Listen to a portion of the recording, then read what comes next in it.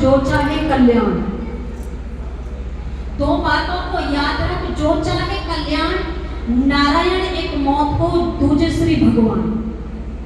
यहाँ बताया कितनी बातों को, दो बातों को याद रखना है। पहला तो ईश्वर को याद रखना है और दूसरा मृत्यु को याद रखना है। किसको याद रखना है? मृत्यु को याद रखना है। और आज व्यक्ति दोनों चीजों को भूला हुआ है। अच्छा बोलो, भूला हुआ है या नहीं भूला हुआ?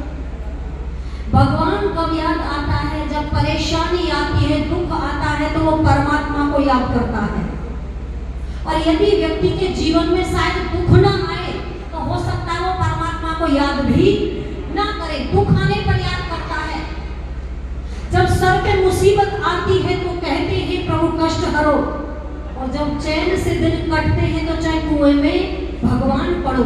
फिर इन्हें परमात्मा से कोई लेना देना नहीं होता, केवल दुख में याद करता है ईश्वर को। दूसरा बताया है मृत्यु। मृत्यु को भी कब याद रखता है? जब इसके घर में आती है तब ये मृत्यु को याद रखता है। महाभारत के अंदर यक्ष युधिष्ठिर संवाद है, उसमें बहुत सारे प्रश्न किए हैं यक्ष ने युधिष्ठिर से। उनमें से एक प्रश्न है कि किमाश्चर्य मते परम, यानी संसार में सबसे बड़ा आश्चर्य क्या है? युधिष्ठिर महाराज उत्तर देते हैं, क्या कहते हैं वो ध्यान से सुनना है।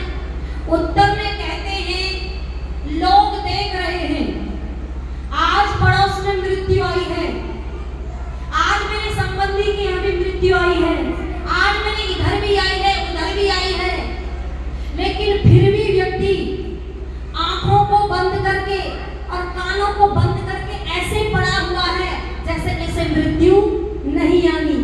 कहने का मतलब है कि व्यक्ति ऐसे काम करता है, उसे ऐसा लगता है शायद मृत्यु मुझे नहीं आएगी, मैं हमेशा के लिए यहाँ हूँ।